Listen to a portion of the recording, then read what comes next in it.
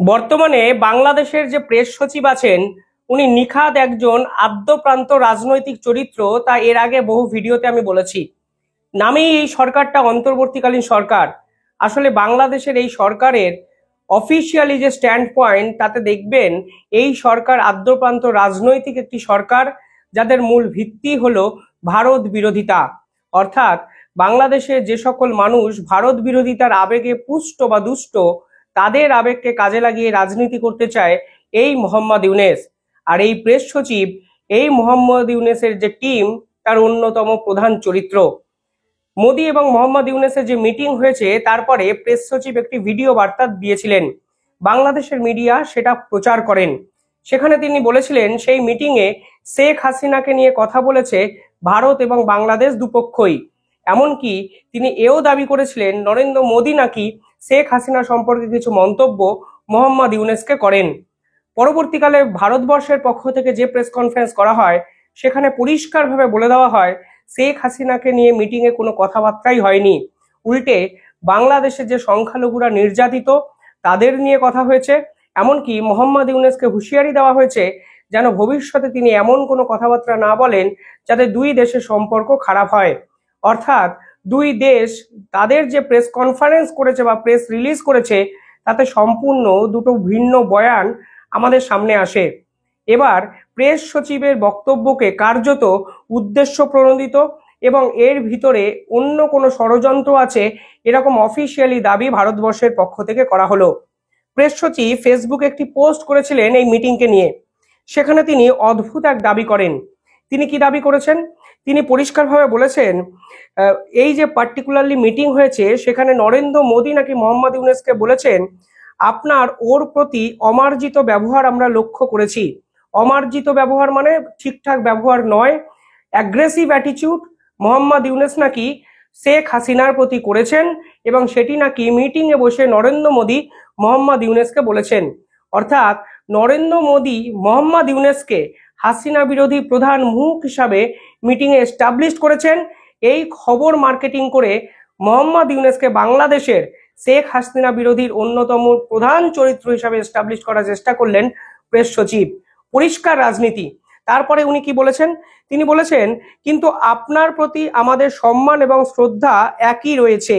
অর্থাৎ পরিষ্কারভাবে বলছে যে আপনারা হাসিনাকে অপমান করতে পারেন, কিন্তু হাসিনাকে অপমান করেছেন বলেই মোহাম্মদ ইউনেস মানে আপনাকে আমরা যে সম্মান দিচ্ছি না সেটা নয়।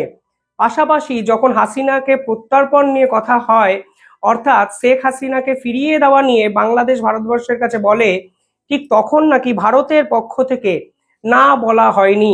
অর্থাৎ ভারত নাকি ছলে বলে কৌশলে বাংলাদেশের এই প্রেসার ট্যাকটিক্সকে মেনে নেন। অর্থাৎ শেখ হাসিনাকে বাংলাদেশের হাতে তুলে দেওয়া হবে, তা নাকি নরেন্দ্র মোদী স্বয়ং মেনে নিয়েছেন এই মিটিংয়ে বসে। এবার এই ধরনের কথাবার্তা কে বলেছেন? প্রেস সচিব বলেছেন। প্রথম কথা, মিটিংটা ইন্টারনাল একটি মিটিং। অফিসিয়াল নিয়মে দুটো স্টেটমেন্ট দুজন দিয়েছেন, দুপক্ষ দিয়েছেন। এরপরে এই মিটিংয়ে পুঙ্খানুপুঙ্খ কি কথাবার্তা হয়েছেন সেটা প্রেস সচিব ফেসবুকে প্রথম কথা লিখলেন কার নির্দেশে। দ্বিতীয়ত, এই ধরনের যে কথাবার্তা হয়েছে তা বাংলাদেশের পক্ষ থেকে এর আগে এত ডিটেলে কেন নিয়ে আসা হয়নি।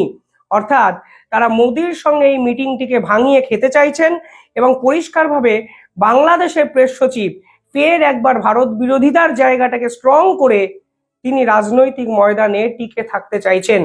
এই প্রেস সচিব কিছু বছর আগে শেখ হাসিনা, আওয়ামী লীগ, বঙ্গবন্ধুর ভূয়সী প্রশংসা করে একের পর এক ফেসবুকে পোস্ট করতেন। আমরা সেগুলো এর আগের একাধিক ভিডিওতে দেখিয়েছি। এই প্রেস সচিব ভারতের বিপক্ষে বিভিন্ন ক্ষেত্রে কথাবার্তা বলেছেন। আর এই প্রেস সচিব এখন ভারত এবং বাংলাদেশের ইন্টারনাল মিটিং এ কি কথাবার্তা হয়েছেন তা নিয়ে মিথ্যে বাণী আউড়ে গিয়ে আন্তর্জাতিক স্তরকে ভুল বোঝানোর চেষ্টা করছেন। ভারতের পক্ষ থেকে বলা হয়েছে মোহাম্মদ ইউনেসের প্রেস সচিবের এই বয়ান রাজনৈতিক উদ্দেশ্য প্রণোদিত, দুর্বুদ্ধির পরিচায়ক। এতে অন্তর্বর্তীকালীন সরকারের যে দার্ঢ্য এবং সদিচ্ছা নিয়ে প্রশ্ন উঠে যায়। অর্থাৎ পরিষ্কারভাবে আন্তর্জাতিক এই অন্তর্বর্তীকালীন সরকারের যে ইচ্ছা, সদিচ্ছা, সেটাই বড়সড় একটা প্রশ্ন চিহ্নে কিন্তু চলে আসে। পাশাপাশি ঢাকার এই লম্বা বিবৃতি নিয়ে এখানে পরিষ্কারভাবে ভারতবর্ষের পক্ষ থেকে বলা হয়েছে এই বয়ান রং এবং মাত্রা চড়ানোর চেষ্টা, এবং আপনারা পরিষ্কারভাবে এই বয়ানকে মানে এই মিটিংকে কাজে লাগিয়ে মাত্রাতিরিক্ত এমন কিছু প্রেজেন্ট করার চেষ্টা করছেন যা আসলে দুই দেশের সম্পর্ককে চূড়ান্ত ক্ষতিকর একটা জায়গায় নিয়ে চলে যাচ্ছে। অর্থাৎ ভারতবর্ষের পক্ষ থেকে প্রেস সচিবের এই ধরনের প্রেস কনফারেন্স স্টেটমেন্টের তীব্র বিরোধিতা করা হলো। উদ্দেশ্য প্রণোদিত একটা মিটিং, উদ্দেশ্য প্রণোদিত একটা স্টেটমেন্ট, যেখানে শেখ হাসিনার বিপক্ষে কোনো কথাই হয়নি, সেই কথাগুলোকে নিয়ে তারা বাজারে মার্কেট গরম করার জন্য নেমে পড়েছে, তা ভারতের পক্ষ থেকে কিন্তু আজকে অফিসিয়ালি জানিয়ে দেওয়া হলো। এবার আমার পার্টিকুলারলি দু তিনটে বিষয়ে বলার আছে। প্রথম কথা, ইন্টারনাল মিটিং, জিওপলিটিক্যাল এ ধরনের মিটিং এর এই ধরনের স্টেটমেন্ট ভারতবর্ষের পক্ষ থেকে কেউ কি কোনোদিন ফেসবুকে দিয়েছে বলে আমি তো জানি না। ফেসবুকে কি সত্যি এই ধরনের মিটিং এর কথাবার্তা দেওয়া যায়? নিঃসন্দেহে নয়। দ্বিতীয়ত, শেখ হাসিনাকে নিয়ে যদি কথাবার্তা হতো তাহলে মোহাম্মদ ইউনেস ক্যামেরার সামনে এসে নিজে কেন বললেন না যে আমি নরেন্দ্র মোদীকে শেখ হাসিনাকে ফিরিয়ে দিতে বলেছি? কারণ তিনি জানেন শেখ হাসিনাকে নিয়ে সেই মিটিংয়ে কথাবার্তা বলার জায়গাটাই ছিল না। কারণ ভারত প্রথম থেকেই সংখ্যালঘু, ভারত প্রথম থেকে নিজেদের বাংলাদেশের যে আচার আচরণ সেগুলো নিয়ে সরব হয়েছে।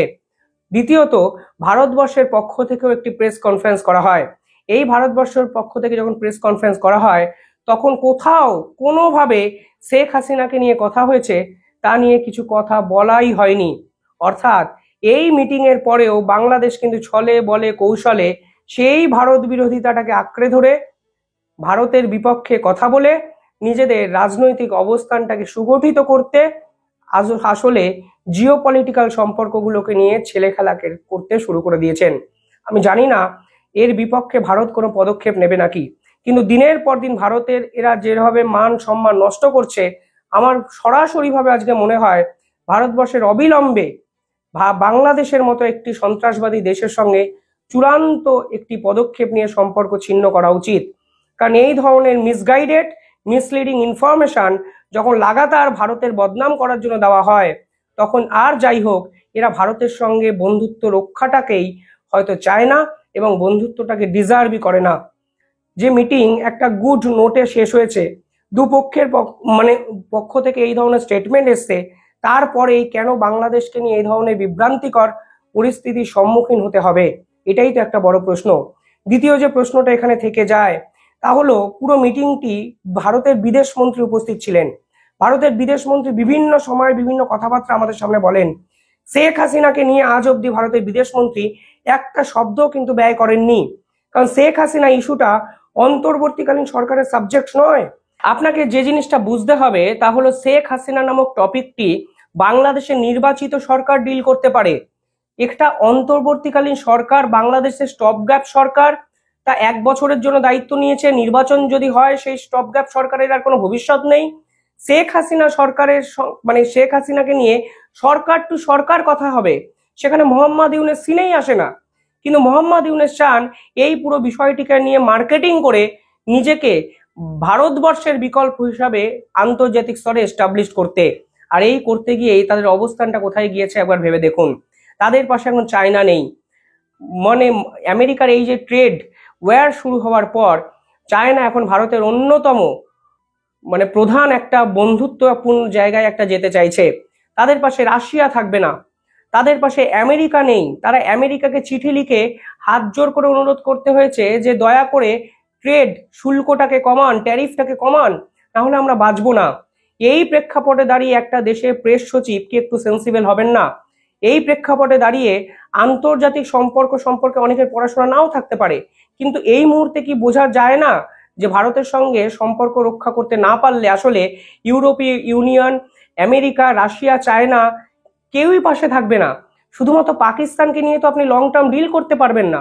আপনার দেশে ফরেন ইনভেস্টমেন্ট নেই, আপনার দেশে 37% ট্যাক্স লাগানোর পর বস্ত্র শিল্প ক্রমাগত শেষ। যে শিল্প আপনার দেশের জিডিপির প্রধান ধারক এবং বাহক, সেই শিল্প ধুঁকছে। এই প্রেক্ষাপটে দাঁড়িয়েও ভারতবর্ষের বিরুদ্ধে এই ধরনের স্টেটমেন্ট দেওয়া, এটা কি খুব একটা লজিক্যাল কারণ? আমি সত্যি জানি না কিসের জন্য, কোন কারণে অকারণে ভারতের বিপক্ষে লাগাতার মিথ্যা কথা বলে যায় এই সকল বাংলাদেশের উপদেষ্টা সমন্বয়করা। আমার কাছে কোনো ব্যাখ্যা নেই, বিশ্বাস করুন। আমি এটাও জানি না ভারতবর্ষ কেন এখনো বাংলাদেশের মতো এই সন্ত্রাসবাদী দেশ যারা প্রত্যেকটি মুহূর্তে ভারতবর্ষকে ছোট করছে, ভারতবর্ষের মান সম্মান নিয়ে ছেলেখেলা করছে, তাদের সঙ্গে সম্পর্ক বজায় রাখছে। আমি জানি না, আপনারা কমেন্টে জানাবেন এই পুরো বিষয়টা নিয়ে আপনারা কি ভাবছেন।